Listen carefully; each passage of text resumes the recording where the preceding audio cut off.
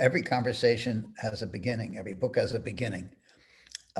Louis Kahn, who remains my mentor,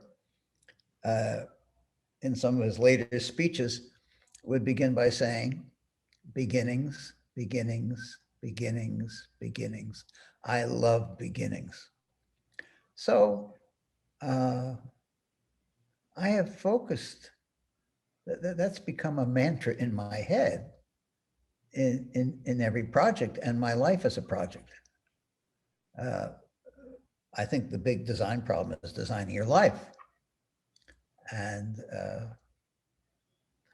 I have no memory of ever being different than I am today. Now, that's sounds so glib. I never thought of that until about 10 years ago. Some different friends I had at high school who weren't friendly with each other, but I was friendly with them, and they were still alive, no longer with us,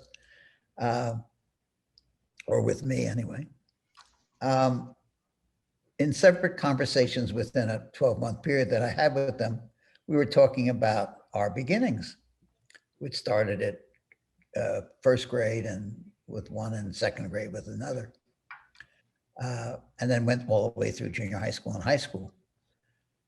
And they said they know some people from all of those years. They're friendly with some people, and my name has come up. And in slightly different wording, each one said, the way that we think you're different than all of us is that you never changed.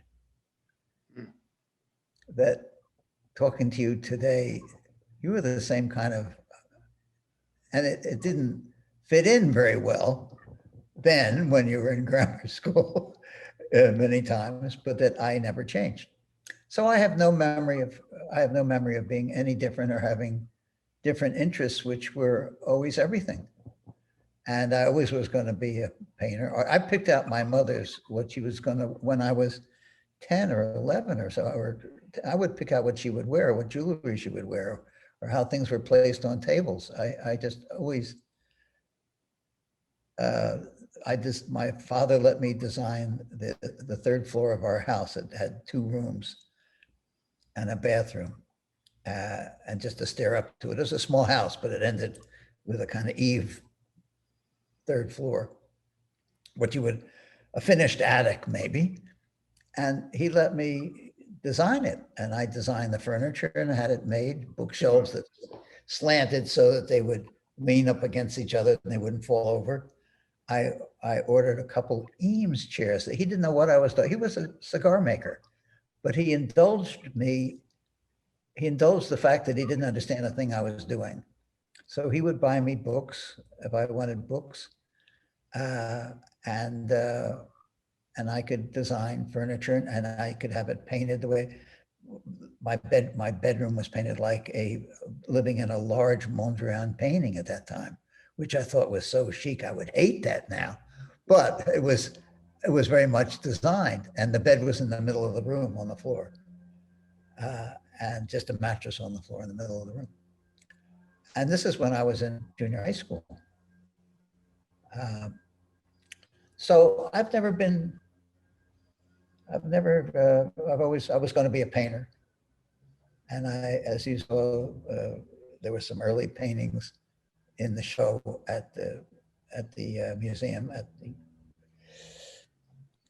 Coral Gables Museum. I had 6 of my paintings still from a very early time, when I was in my teens, late teens.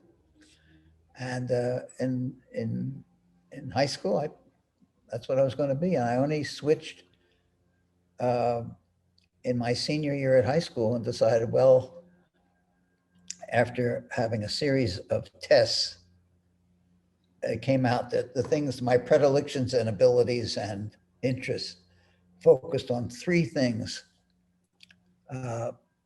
Painting was obvious, but there was 3 other things. It was archaeology,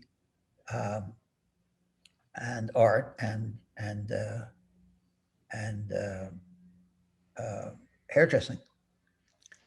And for a while, I was taken aback by the hairdressing thing, But I've cut my own hair and trimmed my own beard since I heard that, which was when I was 17. I have been to a barber since then. And I don't do it any, I don't have a special scissors, just a crappy scissors.